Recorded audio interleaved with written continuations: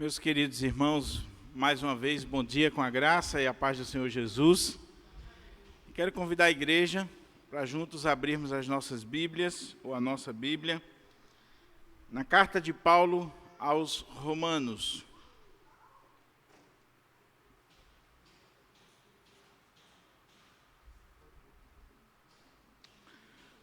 Nós vamos dar sequência à nossa exposição dos chamados 5 solas da Reforma. E hoje, com a graça do Senhor, nós estaremos concluindo esta série de exposições sobre esses 5 pontos principais da Reforma Protestante. O sola Escritura, somente a Escritura como a nossa única regra de fé e prática. O sola Gratia, ou sola gratia, somente a graça e não o mérito humano na nossa salvação.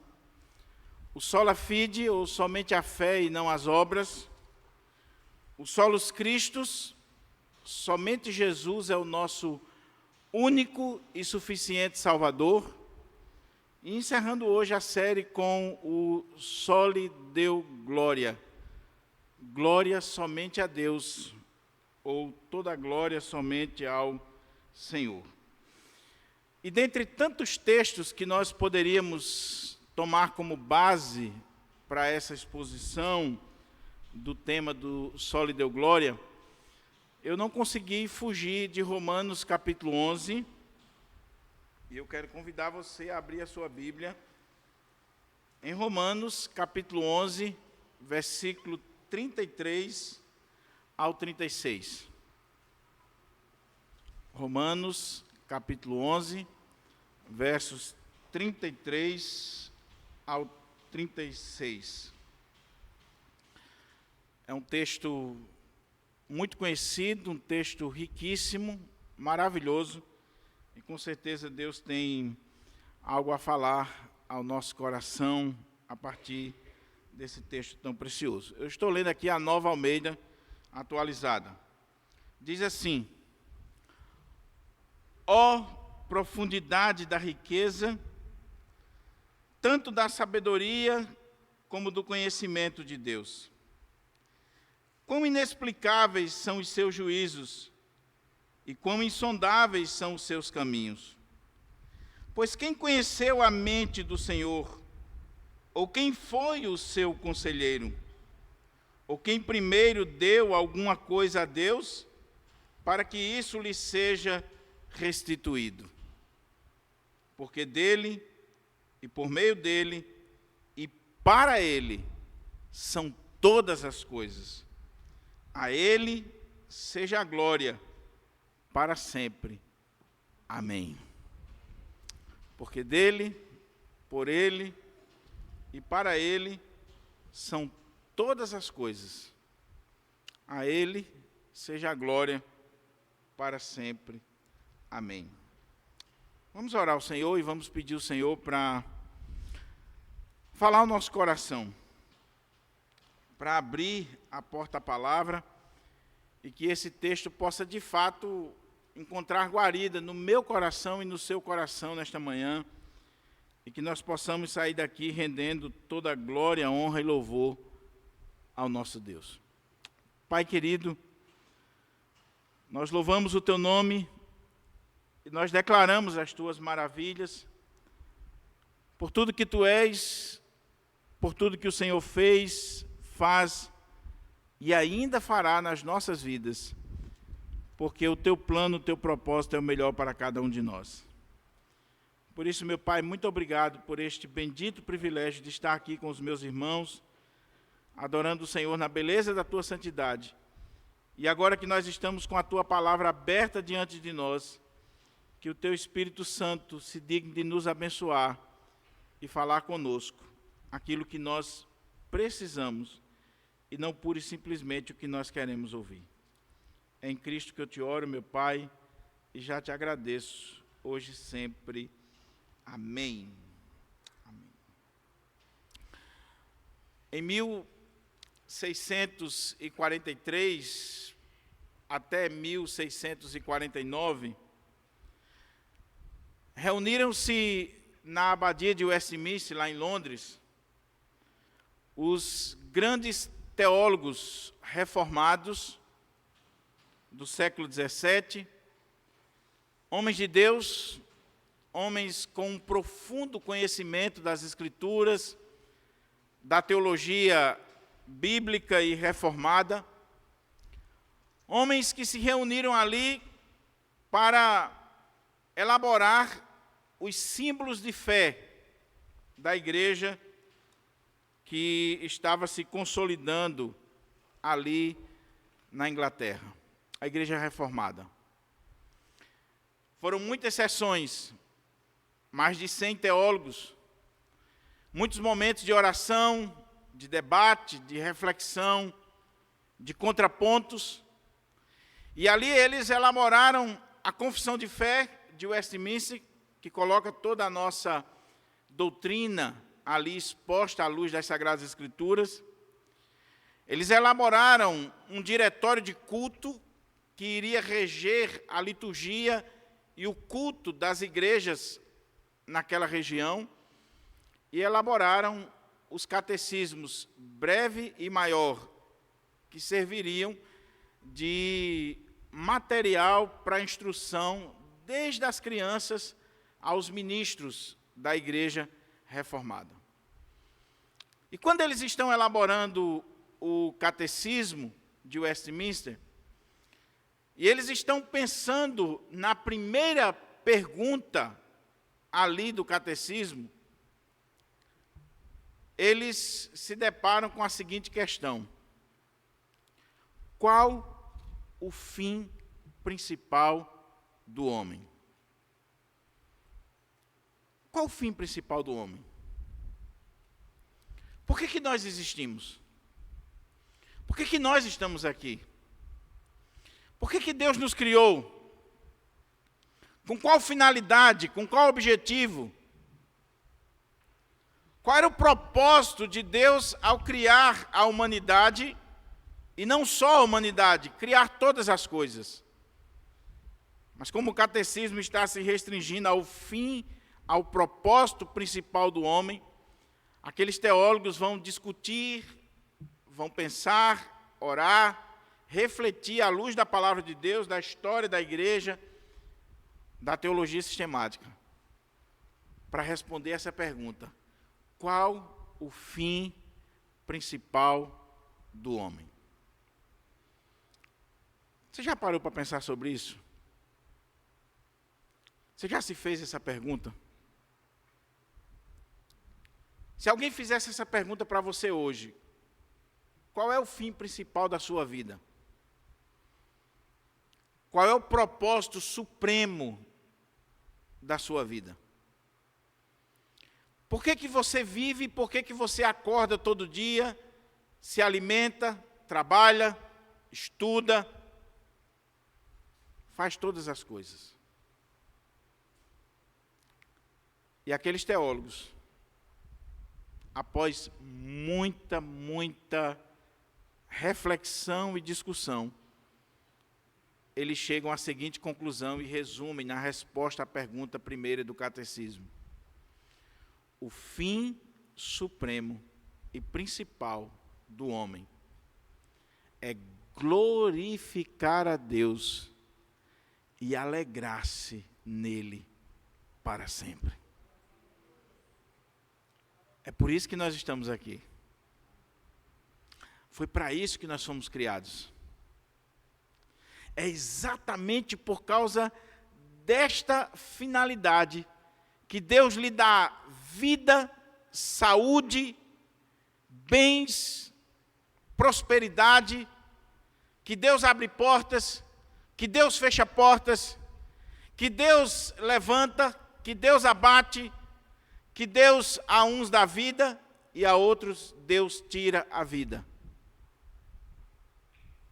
Com o propósito de que Ele seja glorificado. E quando nós cumprimos esse propósito, nós encontramos a razão do nosso ser, da nossa existência, o sentido da nossa vida, a razão principal porque nós estamos aqui. Quando nós entendemos isso, nós passamos a gozá-lo para sempre, nos alegrarmos nele para sempre. A vida passa a ter sentido. A existência passa a ter sentido. Você foi criado para a glória de Deus. Você foi criado para encontrar sentido da sua vida em Deus. E enquanto você não viver com esse propósito sendo cumprido, você será infeliz na sua vida.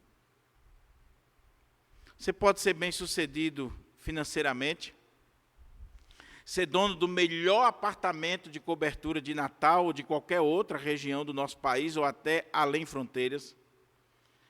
Você pode ter todos os títulos, honrarias, diplomas, condecorações que esse mundo possa lhe dar. Você pode desfrutar dos prazeres, seja lá qual for.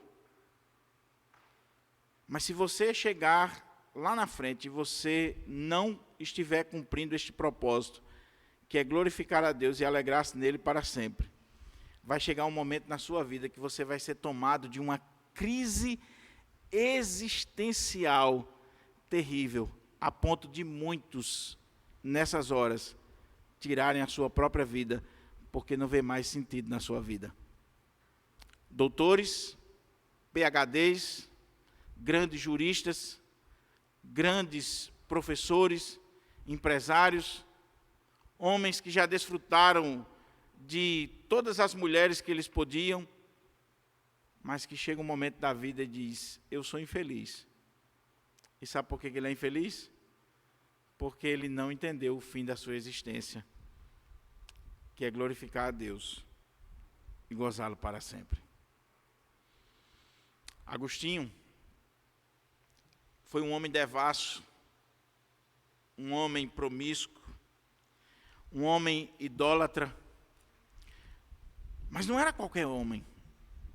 Era professor de retórica, conhecedor de filosofia, extremamente orgulhoso, vaidoso, a ponto de zombar da fé de sua mãe e das prédicas do líder religioso. Achava aquilo ali como que conversa de criança. Mas quanto mais ele mergulhava na retórica, na filosofia, no conhecimento e nos prazeres humanos, mais infeliz ele se tornava. Até o dia que ele ouviu a palavra de Deus, entregou sua vida a Jesus, e nas suas confissões ele diz, Senhor, Tu nos criastes para Ti, é para a glória de Deus, e a nossa alma não encontrará descanso, enquanto não descansar em Ti. Quando eu era criança, eu aprendi que há um vazio no coração do homem, que é do tamanho de Deus. Só Deus preenche. Quando falamos de Soli Deo Glória, nós estamos falando deste propósito último da existência, a glória de Deus. E era isso que intrigava os reformadores na Idade Média. Porque a igreja da Idade Média, a igreja católica romana, no seu contexto medieval, havia quase que aniquilado isso da vida das pessoas. As profissões não eram mais para a glória de Deus. Os casamentos, as vocações, o próprio culto, a própria liturgia, não era mais centrada em Deus. As pessoas viviam para a sua própria glória ou para a glória de outro ser que não a Deus. Daí a idolatria, daí a ideia de que vocacionados só o sacerdote, os leigos não são vocacionados, mas os reformadores vêm para colocar uma pá de cal naquele erro teológico da igreja medieval e dizer, tudo na nossa vida tem que apontar para Deus, para a glória de Deus. Então, se eu sou um gari, se eu sou um diarista, se eu sou um motorista de Uber, se eu sou um médico, um enfermeiro, um advogado, um pastor. Tudo é para a glória de Deus. Tudo.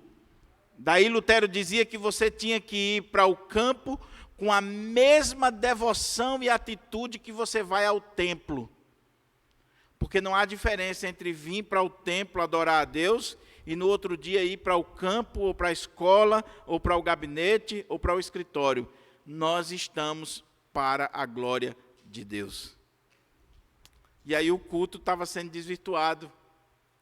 Deus não era mais o centro, o homem era o centro, os apóstolos eram o centro, a mãe do nosso Salvador era o centro, a instituição virou o centro, e Deus foi colocado em segundo plano.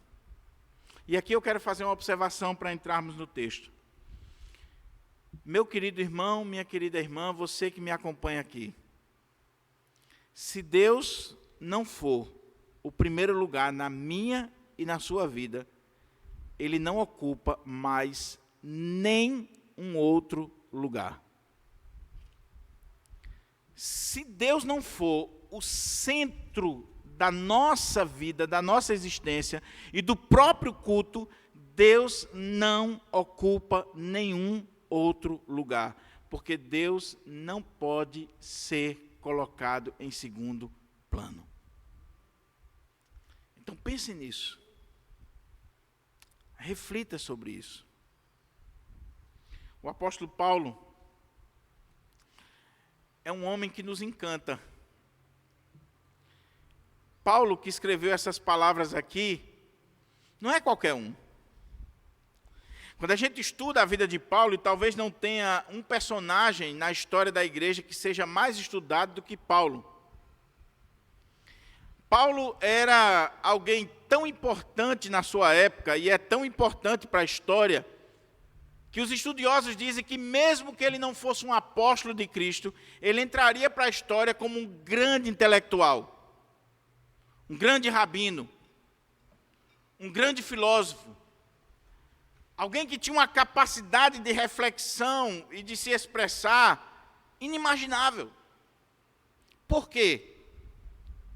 Quando a gente olha para a sua história, Paulo é um judeu que nasce na dispersão, que nasce lá numa cidade chamada Tarso, que era um centro de filosofia, um centro de cultura intelectual.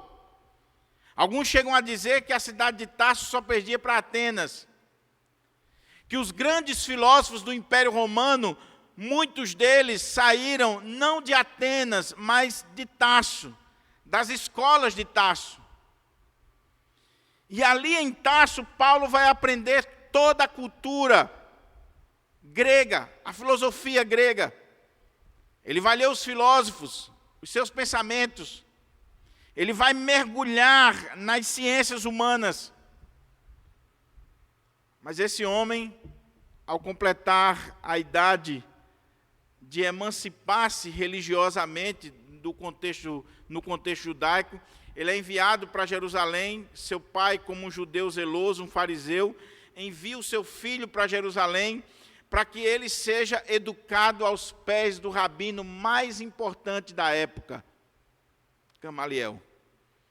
E ali ele é instruído, ele é educado, e ele aprende agora a cultura judaica, a fé judaica. É claro que ele já tinha sido instruído na fé judaica desde a mais tenra idade. O judeu educa o seu filho. Mas agora ele saiu daquele aspecto devocional do seu lar, onde seu pai e sua mãe ensinavam-lhe a Torá, e ele vai para a Universidade de Jerusalém. E ele agora vai aprender não pura e simplesmente a lei, ele vai aprender a jurisprudência da lei, a interpretação da lei. Ele vai ver os caminhos que os intérpretes, os comentaristas, os rabinos apontam para a compreensão de cada detalhe, de cada aspecto da lei. E Paulo diz que se destacou entre os seus companheiros entre os jovens do seu tempo, não só no conhecimento, mas na vida, na prática da sua religião. Mas esse homem que já tem uma cultura grega enraizada na sua mente, por ter nascido em uma cidade influenciada e eivada da cultura grega, agora que está recebendo todo esse arcabouço doutrinário, teológico, da religião judaica e da cultura judaica, esse homem, ele também é um cidadão romano. Ele herdou esse direito de cidadania romana do seu pai. E ele, em muitos momentos, ele evoca isso, elenca essa questão da cidadania romana para se defender diante dos seus inimigos. Alguns chegam a dizer que Paulo pode até ter sido um soldado, um guerreiro. Esse homem conhecia a cultura romana, esse homem conhecia o direito romano. Basta você ler a carta aos Romanos, por exemplo, que Paulo ele está aqui como que defendendo uma tese diante de um tribunal, uma tese jurídica. Ele usa linguagem forense. E você sabe muito bem que o direito romano é estudado até hoje nas universidades. Encanta as mentes até hoje. E esse homem conhece a cultura grega, a cultura judaica e a cultura romana. A administração romana, o direito romano, a perícia bélica, militar dos romanos. Então nós não estamos falando de qualquer pessoa. Nós estamos falando de um homem que o próprio apóstolo Pedro diz que escreveu coisas tão profundas e tão difíceis que a gente não consegue compreender muitas vezes. Eu não sei você, mas quando eu leio as cartas de Paulo, irmão César, eu tenho que ler, reler, procurar um dicionário, procurar um comentário, procurar uma versão, para poder entender a linha de pensamento do apóstolo Paulo. Apesar de ser uma linha que tem lógica, que tem toda uma estrutura, mas é de uma capacidade fora do comum. Pois bem, é esse homem que está aqui nesse texto, explodindo na sua alma em adoração a Deus. Esse homem que colocaria por terra qualquer PhDzinho da UFRN ou de qualquer universidade dos nossos dias, que colocaria por terra esses pseudos intelectuais que porque escreveu um livrinho, dois, porque fez uma tese, às vezes até outros fizeram, comprou a tese, mas agora tem um anel de formatura, e se acham o buraco da bolacha creme crack, uma Coca-Cola no deserto, e que se acham no direito de questionar a Deus, a criação, os mistérios de Deus, que querem dizer que Deus não existe, que a religião é o ópio do povo. Pois bem, Paulo, que poderia subir em qualquer púlpito de um plenário de universidade, que poderia assumir a cátedra em qualquer área da universidade, Paulo está dizendo em alto e bom som: ó profundidade da riqueza, tanto da sabedoria como do conhecimento de Deus. Quão insondáveis são os seus juízos, quão incompreensíveis e inescrutáveis os seus caminhos. Paulo está aqui, meus irmãos, fazendo aquilo que nós conhecemos tecnicamente, uma doxologia. Ele está glorificando a Deus, ele está louvando a Deus, ele está colocando a sua alma diante de Deus e adorando o Senhor, louvando o Senhor. Isso significa dizer que quanto mais o homem tem conhecimento, quanto mais ele estudar, quanto mais ele se aprofundar, mais, se for o verdadeiro conhecimento, não estou falando de ideologia travestida de conhecimento, estou falando do verdadeiro conhecimento, da verdadeira ciência.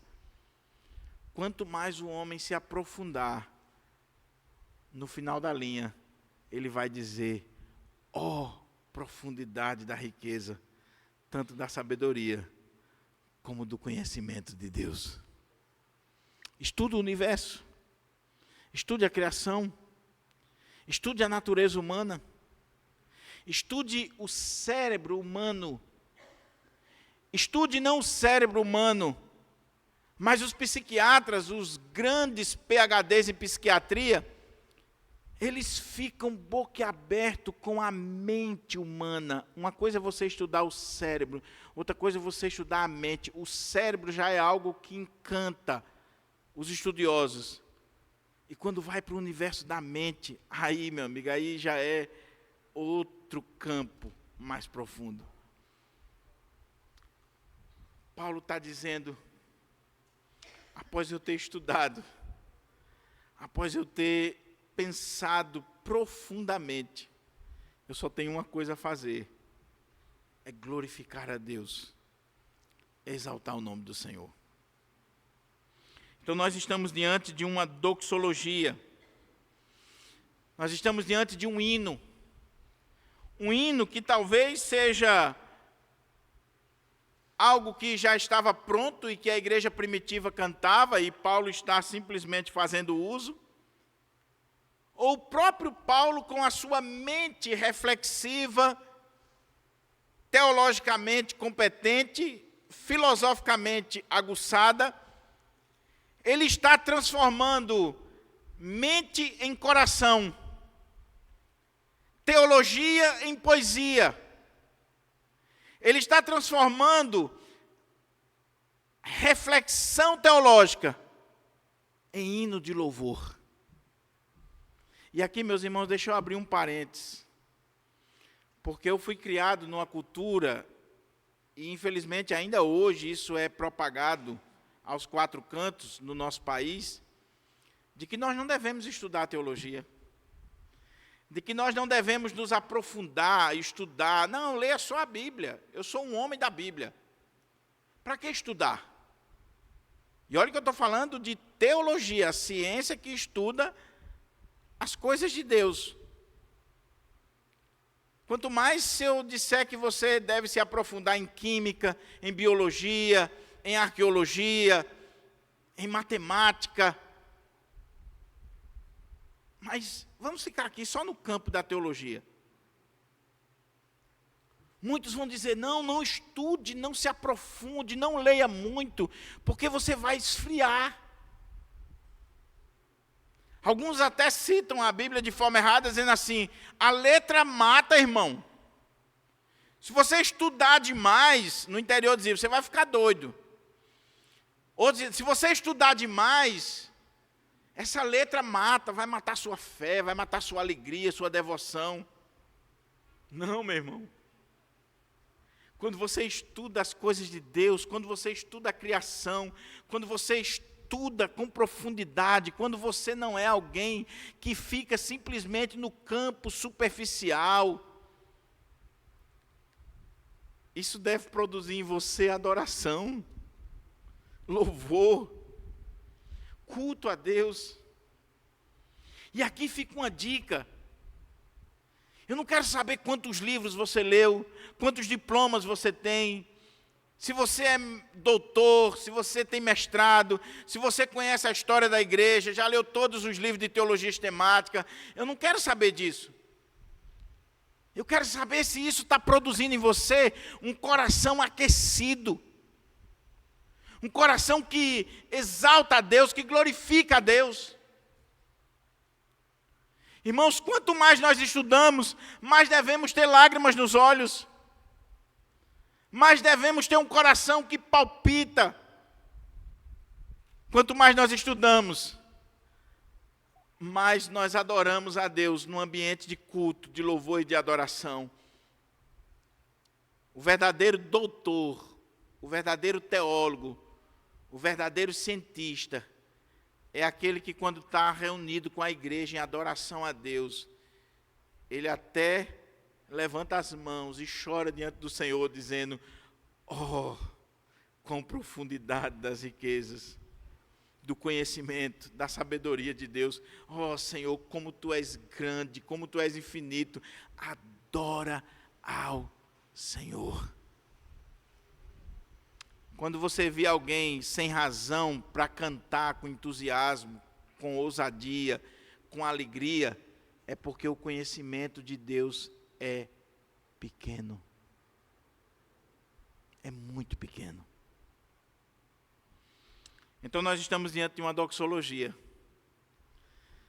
Nós estamos diante de um hino que nos chama a adorar a Deus, e somente a Deus. Veja que em nenhum momento na Bíblia, a Bíblia nos impulsiona ou direciona a louvar o homem, a louvar a criação, a exaltar, seja coisas ou pessoas. Na década de 90 apareceu um cântico muito famoso no nosso país, talvez Gutenberg conhece, de uma cantora, uma mulher de Deus, mas faltou o pastor chegar junto dela e dizer assim: minha irmã, não grava isso não. Não grava isso não, porque apesar da melodia ser bonita, apesar da sua voz ser impecável, não grava isso não, que tem um erro teológico gravíssimo. A cantora cantava assim: louvado seja o sol, louvado seja a lua, louvado seja o céu, as estrelas, louvado seja Jesus, o Santo Filho de Deus. Onde é que está o erro? É que eu não louvo a criação, eu louvo o Criador. Eu não louvo a criatura, eu louvo aquele que criou a criatura.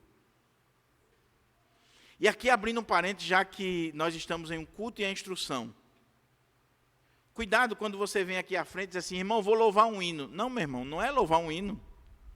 Eu vou louvar a Deus com um hino. Às vezes a ingenuidade é não prestar atenção, muitas vezes, no que está dizendo. Mas é muito comum: vou louvar um hino. Não, você não vai louvar um hino. Você vai louvar a Deus com um hino. Então, Paulo está dizendo: nós só podemos adorar a Deus. O culto é teocêntrico.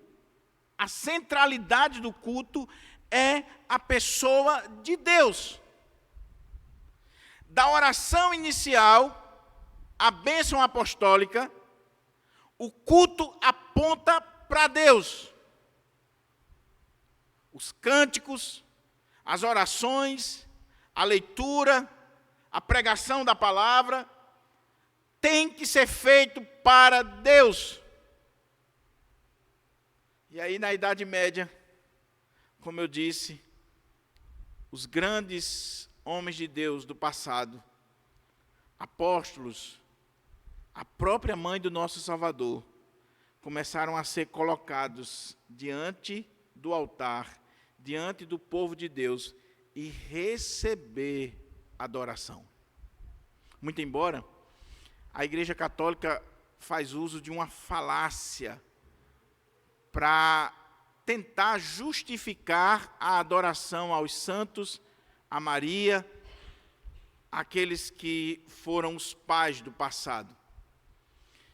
Se você conversar com um católico mais instruído, um teólogo, alguém que estuda a teologia católica, ele vai dizer: não, nós não somos idólatras. Por que você não é idólatra? Você não se curva diante de uma imagem? Você não canta louvores a Maria? Tem até um cântico aí católico: tudo por Jesus, nada sem Maria. Aí ele vai dizer, não, é porque existe uma diferença entre latria e idolia. Quando a gente fala de liturgia, nós estamos falando de serviço sagrado, de um serviço de adoração a Deus. Então, esse serviço que nós prestamos em louvor e adoração, biblicamente falando, só pode ser a Deus, e nós vamos ver por quê. E o católico vai dizer, eu creio nisso. Eu creio que a adoração, o serviço sagrado, o serviço litúrgico, só pode ser a Deus. Mas há uma diferença entre latria, ou seja, aquele serviço que eu presto à Trindade, à divindade, e idolia, ou seja, aquele serviço que eu presto aos santos. Então o católico vai dizer assim, em relação a Maria, a Pedro, Paulo, João, aos santos canonizados na história, nós prestamos idolia, um serviço, uma reverência. Agora, a adoração só a Deus. Só que quando se curva diante de uma imagem, quando se clama aquele santo, quando se coloca aquele santo como mediador entre eu e Deus, quando se faz música, quando se tem um terço, uma novena, alguma coisa ligada àquele personagem histórico, isso já deixou de ser reverência e passou a ser idolatria. Passou a ser algo que Deus abomina, porque ninguém pode receber a glória que somente a Deus é devida. Pois bem, são tantas implicações do que eu estou querendo dizer aqui, porque se por um lado nós estamos falando desses equívocos da Igreja Católica medieval e que ainda permanecem hoje, vamos falar dos nossos equívocos como igreja protestante, reformada, histórica, que muitas vezes está precisando de uma nova reforma? Quantos aqui já viram falar no culto do bebê? Quantos aqui já viram falar no culto da família tal? Quantos aqui já viram falar e já presenciaram em igreja cerimônias cuja centralidade é o pastor, é o líder, ele é o centro? E nós precisamos ter cuidado com isso. Eu já vi em igreja, estou falando de igreja presbiteriana, uma cerimônia com todo mundo, com a foto do pastor na camiseta, e tudo ali girou em torno do pastor. E pode ter certeza que nesse ambiente, Jesus não está presente. Olhe os nossos hinos. Olhe boa parte da hinologia evangélica brasileira. Já se tirou a centralidade de Deus, de Cristo, há muito tempo. Você tem que olhar os hinos nos dias atuais com muito cuidado, porque às vezes você está idolatrando até a um ser humano. Tem alguns hinos que, se você tirar o nome de Deus e colocar o nome de sua namorada, dá certinho. Dá certinho, não faz diferença nenhuma. Os hinos de louvor, de adoração, que realmente colocam Deus no centro, que exaltam a soberania de Deus, o poder de Deus, a graça de Deus, o sacrifício de Cristo, estão cada vez mais escassos. Os hinos hoje você é a bola da vez, você é o último buraco da bolacha creme crack, você tem a força, você tem que despertar a pessoa forte que está dentro do seu coração. Cuidado, meu querido, cuidado. Eu dizia ontem aqui no lançamento do livro da irmã Jane, quando você for uma igreja, preste atenção, você que está assistindo aqui, no dia que você for uma igreja, seja ela qual for, o culto revela a igreja, o culto. Você não precisa de muita coisa, não. Você não precisa consultar os documentos. Você não precisa ir tentar ver aquela história da igreja. Não. Vá para o culto. E veja naquele culto o que foi colocado como centro. Foi o homem ou foi Deus? Você saiu daquele culto encantado com o homem ou com a mensagem que aquele homem pregou, exaltando a Deus, os atributos de Deus? Você saiu dali apaixonado por Jesus, ou você saiu dali pensando em outras coisas? E aí você quer ficar naquela igreja por N motivos, que não o motivo principal, adorar o Senhor Jesus. Você vai em algumas igrejas, meu irmão, que 1 hora do culto é exaltando a liderança, é exaltando famílias, exaltando pessoas. Você vai em igrejas que mais da metade do culto é simplesmente focado no pecador. Então os hinos são pensados na pessoa que está visitando, a pregação é pensada na pessoa que está visitando, tudo é focado no homem, no homem, no homem, no homem, para que você se sinta bem e faça parte e traga dinheiro e enriqueça essa instituição. Agora, quando você vai no culto, que tudo, da oração inicial à bênção apostólica, está sendo voltado para Deus, dizendo assim: você é um pecador, você, se não se arrepender, você vai para o inferno, mas existe um Deus grandioso, maravilhoso, gracioso, que traçou um plano para você, e você deve entregar a sua vida a Ele, e viver para a glória dEle, e Ele tem muitas coisas para você, nesta vida já, e a vida eterna, quando você for a uma igreja, que o ministro, que o presbítero, o diácono, o ministro de louvor, coloca Deus diante de você, Jesus Cristo, e faz você se apaixonar por Jesus, você está diante do verdadeiro evangelho, da verdadeira igreja de Jesus Cristo. Paulo está dizendo, vamos adorar o Senhor. E ele começa, ele adora. O teólogo, o doutor, o PhD, o poliglota, o famoso, o escritor, o intelectual, o rabino de alta grandeza, ele está dizendo, profundidade da riqueza e do conhecimento de Deus. Mas por que Paulo está dizendo isso? Por que eu só posso adorar a Deus? Por que Paulo está tão entusiasmado nesse ponto da carta? Por que Paulo não conseguiu se conter ao escrever os primeiros capítulos de Romanos? Os estudiosos dizem que a carta de Paulo aos Romanos é a carta mais teológica do apóstolo. E é a carta mais difícil. É uma teologia. Mas Paulo começou a escrever.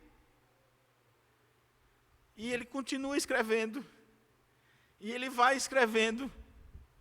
E quando chega a determinado ponto, ele prorrompe em uma doxologia, em adoração a Deus. A sua mente extravasa em louvor, em adoração, em culto. Não posso afirmar isso, mas talvez Paulo deixou o manuscrito ali e foi louvar o Senhor e exaltar o Senhor. Eu sei de história de teólogos, de colegas, que tocam e que muitas vezes preparando um sermão, estudando um texto, é tão impactado com aquele texto que para um pouquinho, pega o violão, adora a Deus, chora diante de Deus, ora na presença do Senhor. Uma vez, eu tinha comprado uma teologia sistemática que havia sido lançada naquela semana, mais de 1000 páginas. A teologia de Franklin Ferreira.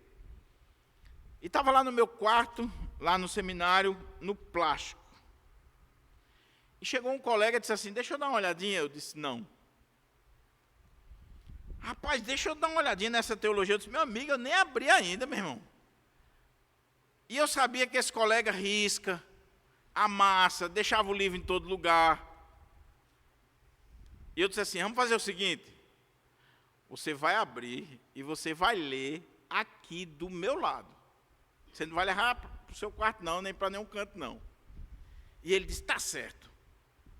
E aí ele abriu, eu estou aqui no computador escrevendo, e ele está sentado aqui no chão, lendo a minha teologia que eu tinha acabado de comprar.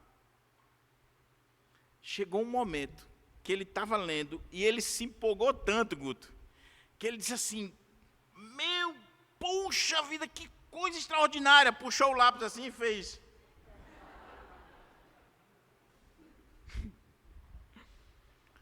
Você não tem noção de como eu fiquei, você não tem noção do que aconteceu naquele quarto. Mas ele estava encantado com a doutrina, com o estudo, com a compreensão que ele estava adquirindo. É claro que ele estava encantado, eu não estava, que eu não estava lendo. Então eu fiquei com raiva. É mais ou menos isso aqui. Paulo está escrevendo, Paulo está elaborando o seu pensamento, a sua teologia, Paulo está concatenando as ideias, Paulo está pensando na igreja, está pensando em Deus, está pensando aqui em todo o seu conhecimento veterotestamentário, e Paulo para um pouquinho e diz, profundidade da riqueza, do conhecimento, da sabedoria de Deus. E escreve esse cântico, esse hino de louvor. Mas como é que ele chegou a isso? O que ele está dizendo aqui para nós? E eu confesso aos irmãos que esse é um dos textos mais difíceis para mim pregar. E que eu relutei até hoje de manhã.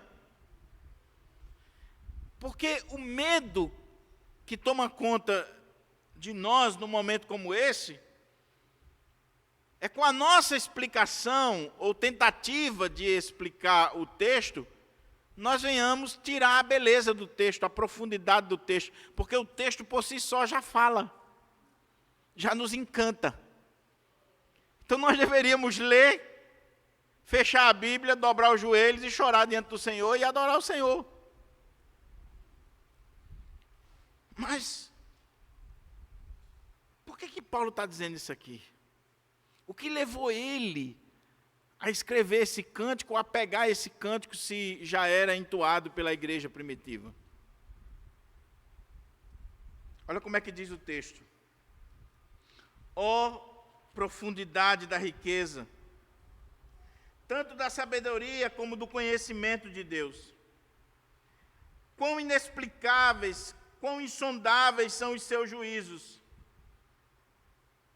e quão inescrutáveis os seus caminhos. Pois, quem conheceu a mente do Senhor? Ou quem primeiro deu a ele para lhe ser restituído? Porque dele, por ele e para ele são todas as coisas. A ele a glória, pelos séculos dos séculos. Amém. Primeira coisa que Paulo coloca aqui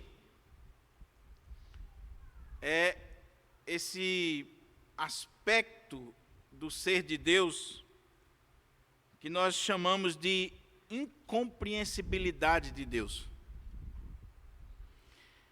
Ao mesmo tempo que Deus é compreensível, ele é incompreensível.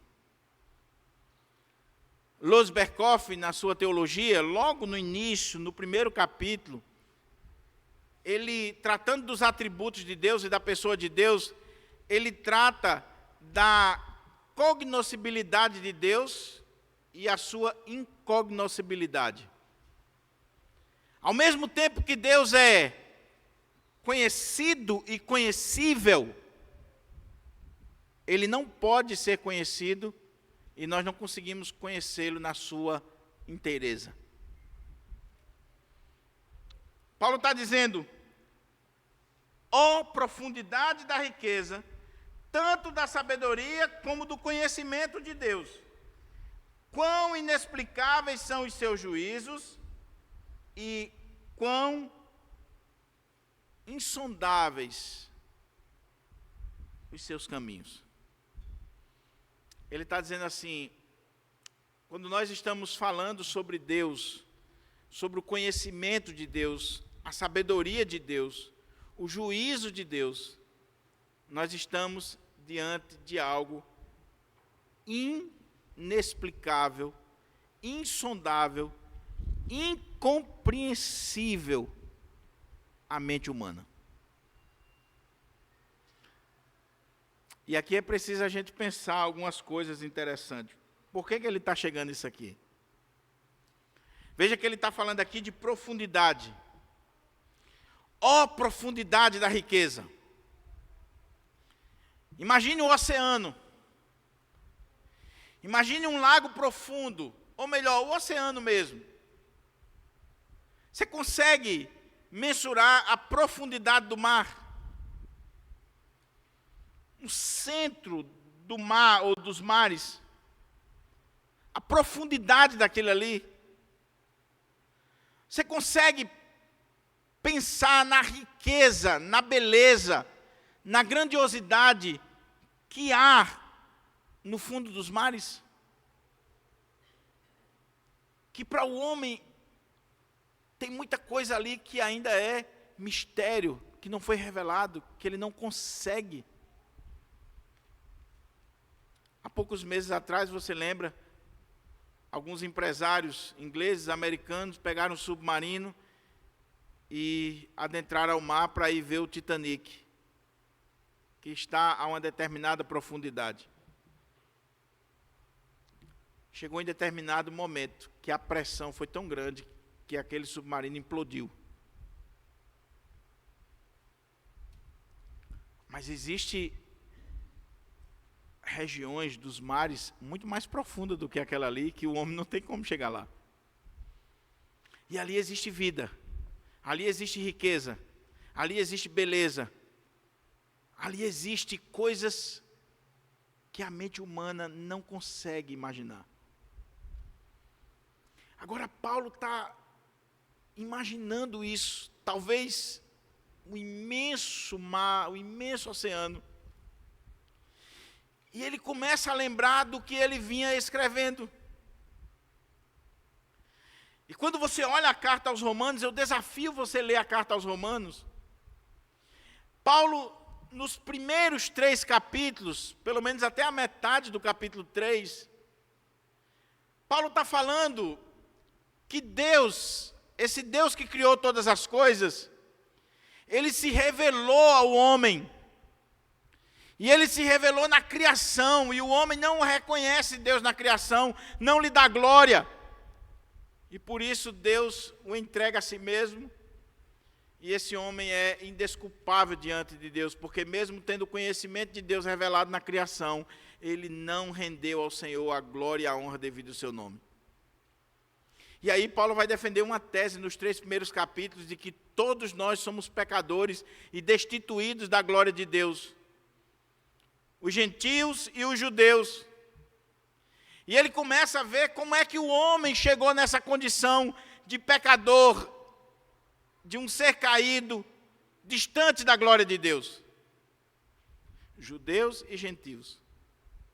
Mas a partir da metade do capítulo 3, até o final do capítulo 5, Paulo vai tratar sobre a providência de Deus.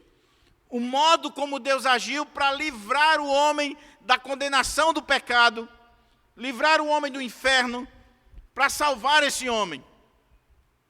E Deus fez isso a partir do sacrifício propiciatório, vicário do nosso bendito Salvador.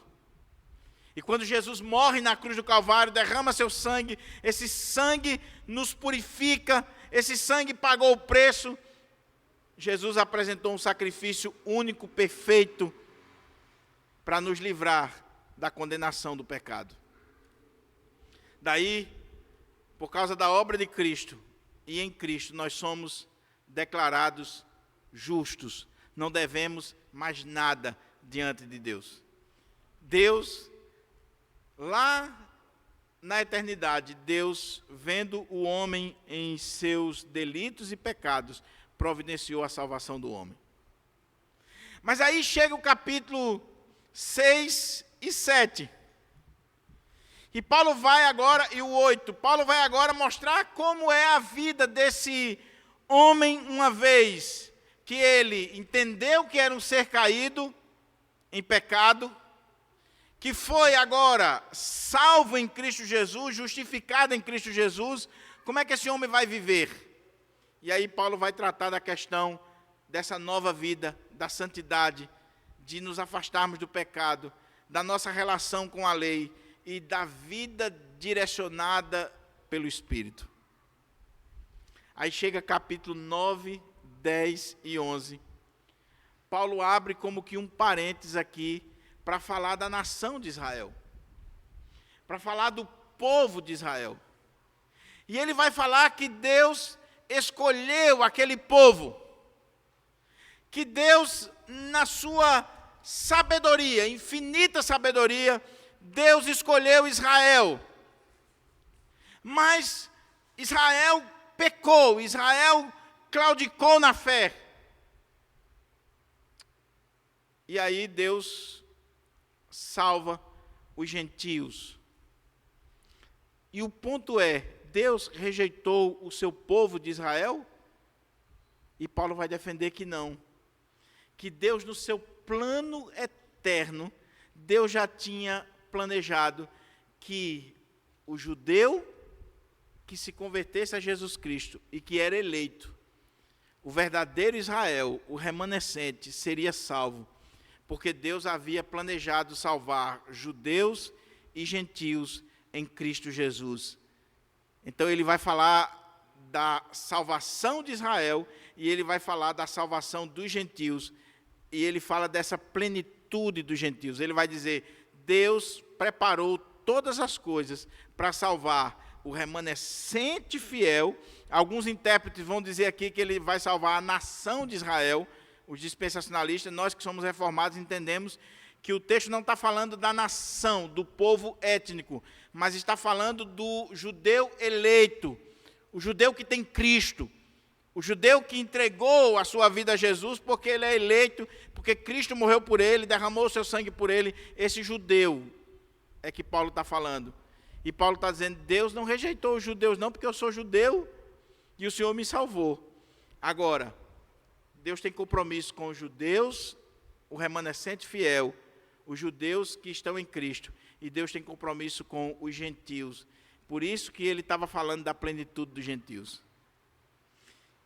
E quando ele está pensando nesse plano de salvação, que foi elaborado lá na eternidade, no conselho da Trindade, antes de todas as coisas serem criadas, Deus já sabia que o homem ia pecar, Deus já sabia que o homem ia cair, Deus já conhecia cada um de nós, e lá na eternidade, Deus tinha um plano de salvação para o homem, de tal maneira que o preço do pecado seria pago, que o homem seria perdoado e Deus continuaria justo, santo e perfeito, porque de um lado ele puniu o pecado, de outro lado ele salvou o pecador. Deus continuaria no trono, porque ele salvou uns e não salvou outros. Ele não precisava salvar ninguém, mas a graça dele fez com que ele elaborasse um plano para escolher alguns em Cristo Jesus. E quando Paulo está pensando nesse plano maravilhoso, infalível, soberano, quando ele está pensando nisso, ele diz: oh, profundidade da riqueza da sabedoria, do conhecimento de Deus. Como é que Deus, que já sabia que o mal iria entrar no mundo, como é que Deus permitiu o surgimento do mal de tal maneira que Deus não seja o autor do pecado, nem o autor do mal, mas aquilo ali não fugiu o seu controle, o seu decreto, estava dentro do decreto de Deus. Como é que Deus, ao mesmo tempo que o homem é livre, Deus o escolhe, e nesse aspecto ele não é mais livre. Ao mesmo tempo que o homem é responsável, o homem é escolhido. Não tem como explicar. E o que Paulo está dizendo é a profundidade da riqueza. Que riqueza? Do conhecimento e dos caminhos de Deus. Então olha para o texto aí para a gente caminhar para a conclusão. Ó profundidade da riqueza, tanto da sabedoria como do conhecimento de Deus. Já parou para pensar isso, meu querido? Já parou para pensar no conhecimento de Deus? Já parou para pensar Deus planejando todas as coisas? Já parou para pensar sobre a mente de Deus ao elaborar o universo, ao criar o homem, a montar esse plano de salvação? O conhecimento de Deus. Se nós ficamos encantados com a mente de um pecador, se nós ficamos encantados com a mente de um homem simplesmente porque ele acumulou informações, porque ele leu muito, porque ele estudou muito, porque ele fez isso, fez aquilo, e aí você olha assim e diz: fulano tem uma mente extraordinária, fulano tem uma mente fantástica, esse homem é extraordinário. Agora pensa na mente de Deus, no conhecimento de Deus. E Paulo não está falando só do conhecimento de Deus, ele está falando da sabedoria. Uma coisa é o conhecimento, outra coisa é a aplicação desse conhecimento, o modo como você vai usar esse conhecimento, o modo como Deus aplica o conhecimento dele a todas as coisas. E aí Paulo diz: é insondável, é inexplicável, é inescrutável. Nós não conseguimos abarcar. Oh, profundidade da riqueza, tanto da sabedoria como do conhecimento de Deus. Quão inexplicáveis. Aí ele vai usar duas coisas interessantes: os seus juízos e quão insondáveis os seus caminhos. A palavra que ele usa aqui para juízo é uma palavra que traz para nós essas decisões de Deus, os decretos, as sentenças de Deus. A palavra aqui, ela vem desse campo exatamente jurídico. A ideia que Paulo está colocando aqui para nós é quão inexplicáveis são as decisões, os juízos, os decretos, as sentenças que Deus dá. A maneira como Deus lidou com o homem, a maneira como Deus lidou com os anjos. Já parou para pensar? Já parou para pensar, por exemplo, por que Deus providenciou um plano de salvação para a humanidade? O homem caiu, e Deus lá, nos seus decretos eternos, nos seus juízos eternos, Deus resolveu criar um plano de salvação para o homem, mas a Bíblia não diz que ele criou para os anjos. Todos os anjos que caíram estão perdidos. Agora, esse juízo de Deus, essa sentença de Deus de ter providenciado uma salvação para os homens e não para os anjos, em Deus, já parou para pensar assim? Por exemplo, um dia um menino me perguntou isso, eu disse: pronto, agora arrebentou mesmo, não sei. O menino disse assim, numa sessão de perguntas: pergunta é terrível. Pastor, por que o homem peca e se ele se arrepender, ele é salvo, e o diabo pecou e ele não pode se arrepender e ser salvo não? Eu digo: pronto, agora quebrou geral. Vamos encerrar a sessão de perguntas. Paulo está dizendo aqui que esse juízo de Deus, que não deu a condição de arrependimento para Satanás, para os anjos caídos, mas Deus para o homem, esses juízos são inescrutáveis. Está na mente de Deus. Está lá na mente de Deus, no conhecimento, na sabedoria infinita, insondável, inexplicável. Está lá. Está lá no coração de Deus. Como é que Deus justifica o pecador sem ser injusto? Você está entendendo o que Paulo está colocando aqui? E aqui eu queria abrir um parênteses. Tem um comentarista de Romanos, John Murray, que ele diz assim, que quando Paulo está falando aqui dessa incompreensibilidade de Deus, desse conhecimento, dessa sabedoria, desse juízo, que é insondável, que é inexplicável, geralmente a gente explora aquilo que não foi revelado, como eu estou colocando aqui. Mas o que Paulo está dizendo aqui é que mesmo aquilo que foi revelado, porque o contexto aqui da passagem pode ser o verso 32, que ele está falando da plenitude dos gentios, pode ser a perícope do capítulo 9, 10 e 11, que ele está falando dessa relação de Israel e gentios sendo salvos no mesmo plano, e também pode ser todo o contexto dos capítulos anteriores, que é o que eu estou dizendo. Ou seja, o que Paulo estaria colocando aqui é que mesmo aquilo que Deus nos revelou na sua palavra, para nós ainda vai ser os juízos de Deus incompreensíveis, insondáveis. Deus revelou, mas não significa dizer que eu vou abarcar com a minha mente finita e pecadora todas as coisas. Aí ele diz, quão inexplicáveis os seus caminhos, os caminhos de Deus. Meu irmão, é inexplicável. E ele está falando aqui desse plano de salvação.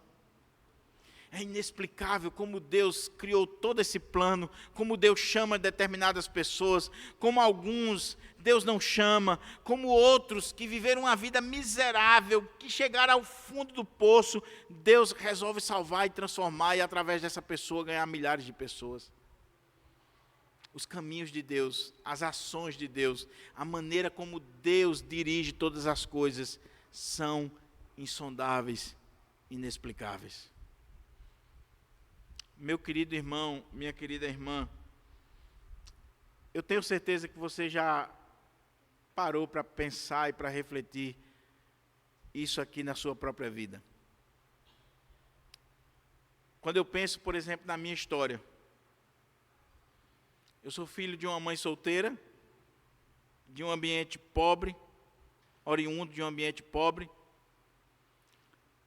de uma igreja simples, lá da minha cidade. Quando criança, o Senhor me chamou ali. Mas eu sempre tive vontade de estudar, de aprender a Bíblia, desde quando eu comecei a entender, a ler, que eu tive essa sede.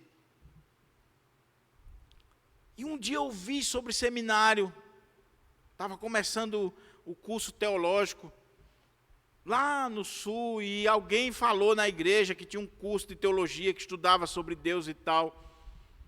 E eu lembro como hoje, eu chegando em casa, e eu dizendo para a mãe assim, mãe, o meu sonho é um dia fazer seminário, mas eu não tenho condições, eu sou pobre. Como é que um dia eu vou fazer seminário?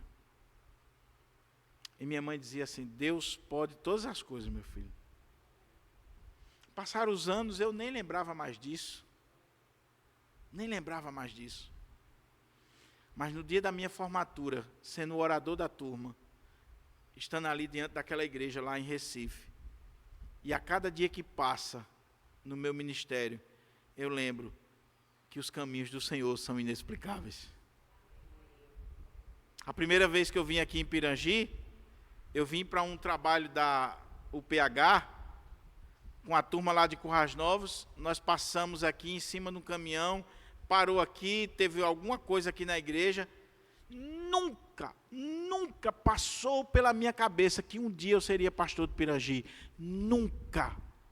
Que eu viria até para Natal.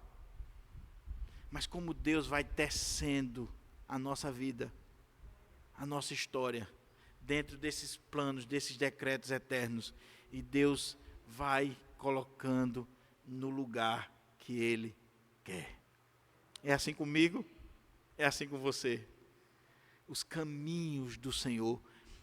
Meu querido, muitas vezes você não vai ter a explicação, você não vai entender por que Deus está te colocando nessa situação, por que Deus está permitindo alguma coisa na sua vida, por que Deus está fazendo isso aqui, mas mesmo sem entender, adore a Deus, glorifique a Deus, exalte o nome do Senhor, porque é o caminho de Deus, é a sabedoria, é o conhecimento.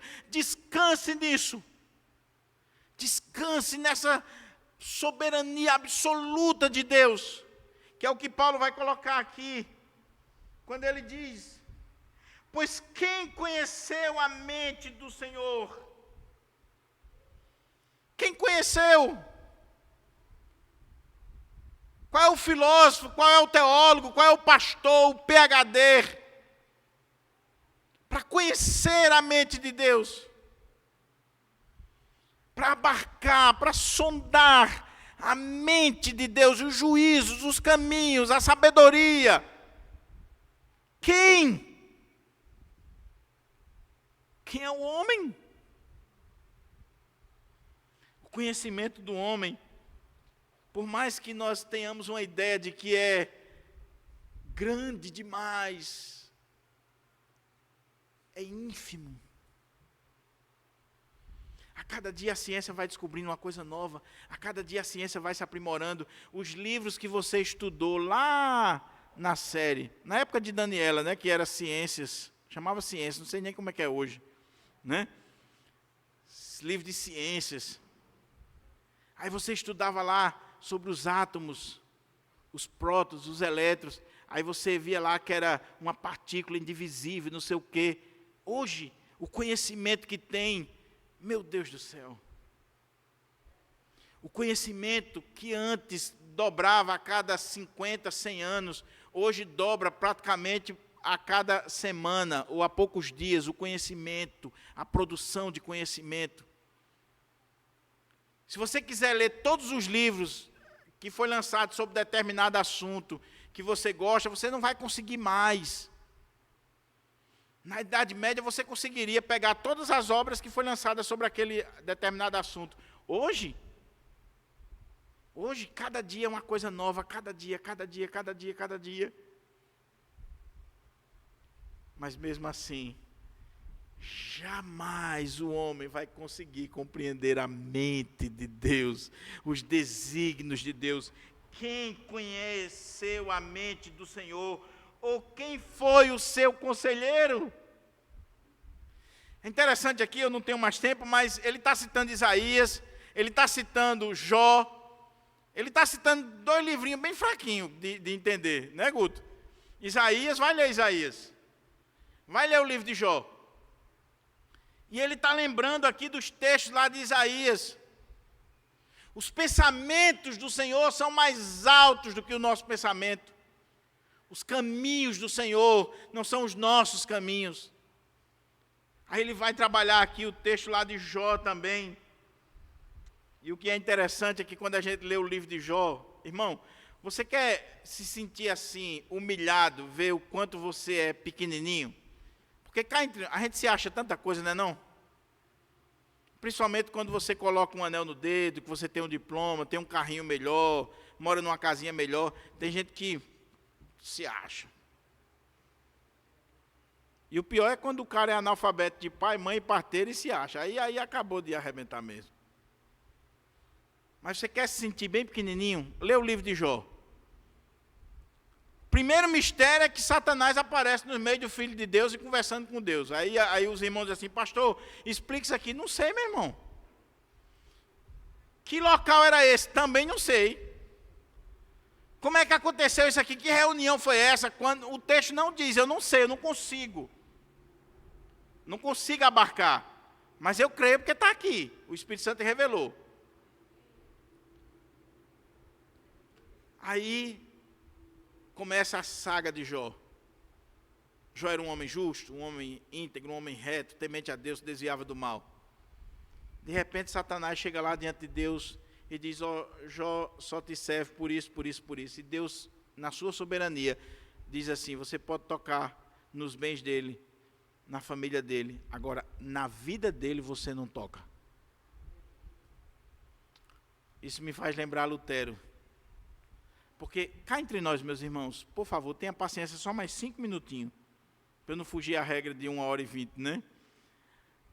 Cá entre nós, tem crente que acha que a vida espiritual é um duelo entre Deus e Satanás, e que os dois estão praticamente no mesmo nível, e que tem hora que Deus está roendo as unhas, porque Satanás está quase ganhando a guerra. Meu irmão, cuidado com isso. Nós cremos num Deus que é soberano, que é supremo, que é absoluto, que criou todas as coisas. Satanás é uma criaturazinha, um anjo, uma criaturazinha caída, condenada. Que história é essa que Satanás está em guerra com Deus? Estou dizendo isso para citar Lutero. Lutero dizia, sabe quem é Satanás? É um cachorro na coleira de Deus, que só vai até onde Deus permite. Deus está com ele aqui na corrente, ó. É um cachorro velho, rabugento. Agora, de vez em quando, o Papai do Céu diz assim, vai, late, pega. E ele late e assusta. Mas quando ele está para destruir, Papai do Céu puxa a corrente de novo. Aqui, a soberania é de Deus, o poder é de Deus. E Deus disse, você não toca na vida dele. E Satanás só foi na vida de Jó até onde Deus permitiu. Mas isso está acontecendo no campo sobrenatural, na dimensão espiritual. Jó não sabia de nada. Jó não sabia da reunião. Jó não sabia do que Deus estava lá colocando diante de Satanás. Aí sabe o que Jó vai fazer? Jó vai fazer 39 perguntas para Deus. Por que eu nasci? Por que eu estou passando por isso? Por que eu estou aqui? Não é assim que a gente faz, né? A gente está passando por alguma prova, alguma luta, e aí a gente começa a questionar a Deus. E tem gente que gosta de questionar a beça. Não é não? Aí, sabe o que Deus fez? Respondeu todas as perguntas de Jó. A gente acha assim, né? Eu vou perguntar e Deus vai falar. Senhor, por que o Senhor permitiu esse câncer comigo? Por que o Senhor levou meu pai e minha mãe? Por que o Senhor permitiu essa guerra? Por que o Senhor está fazendo isso? A pessoa quer dar aula para Deus. Aí Deus, na sua soberania, sabe o que ele faz?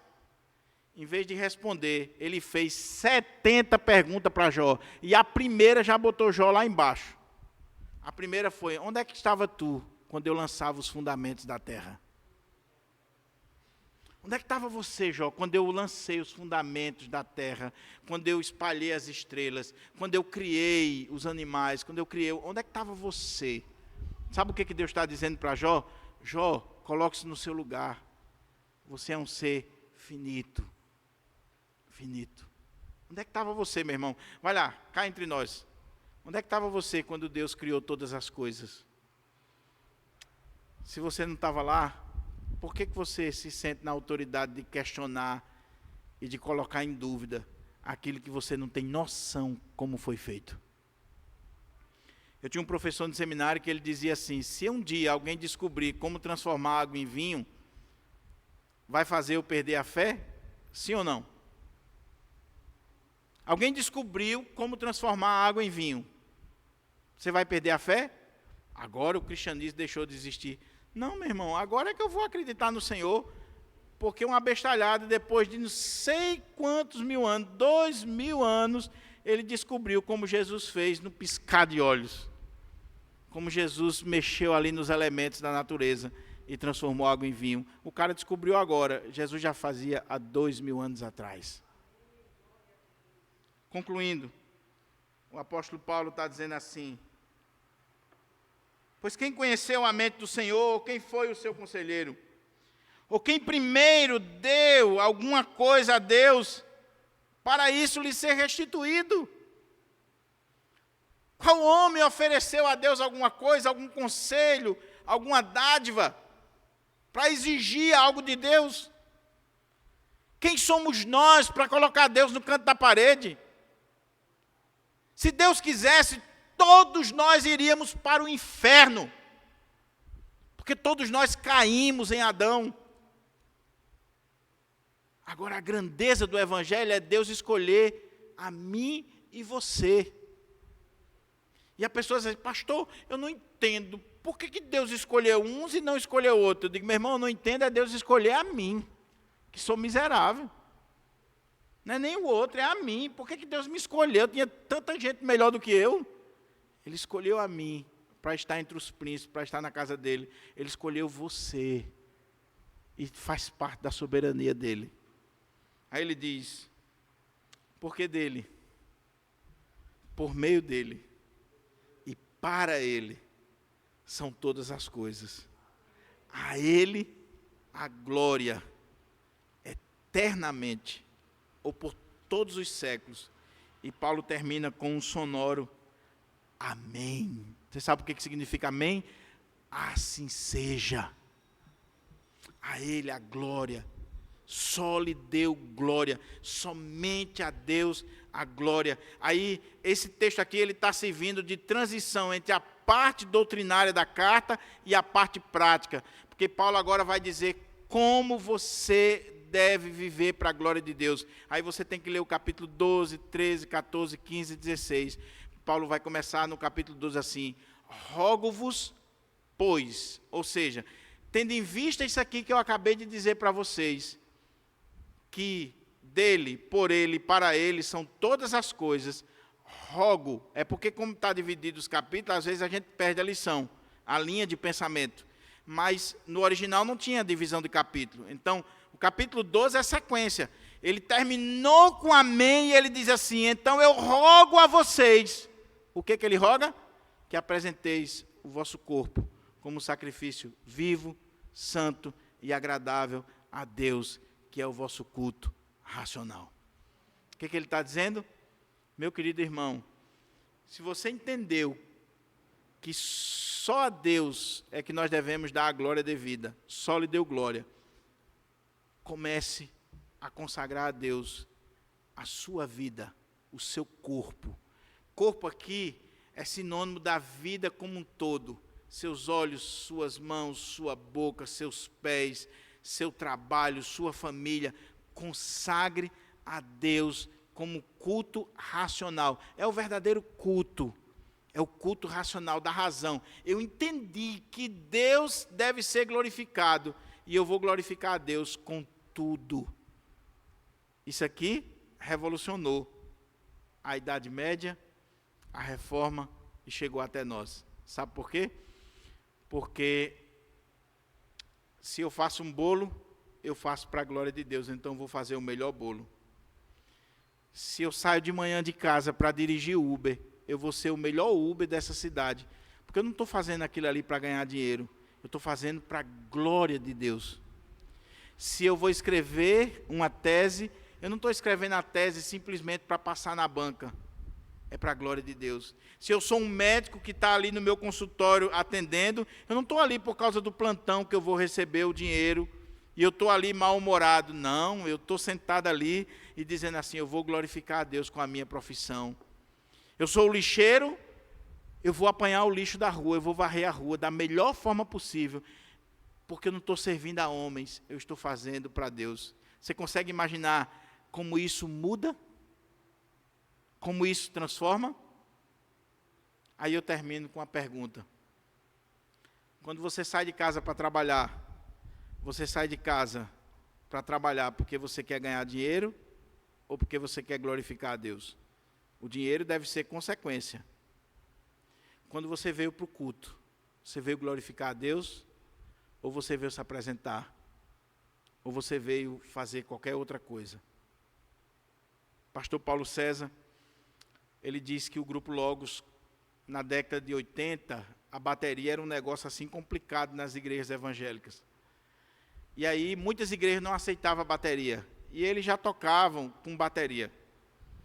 E ele disse que quando chegava em algumas igrejas que não podia tocar bateria, ele chegava para o baterista e dizia assim, meu irmão, você veio para o culto para tocar bateria ou para glorificar a Deus? Pastor, eu vim para glorificar a Deus. Então você vai glorificar no banco, que hoje não tem bateria não. É tão simples. Porque se de fato aquele homem estava ali para glorificar a Deus, ele iria glorificar ali, sem precisar se apresentar. Só lhe deu glória. Somente a Deus toda a glória. E o desejo do meu coração, o clamor da minha alma, é que a partir da minha vida, a gente possa sair daqui com esse propósito. Tudo que tenho, tudo que sou, tudo que faço, qualquer coisa na minha vida, vai ser para a glória de Deus. E quando eu viver para a glória de Deus, eu vou encontrar o sentido, a essência e a alegria da minha vida. Vamos ficar de pé?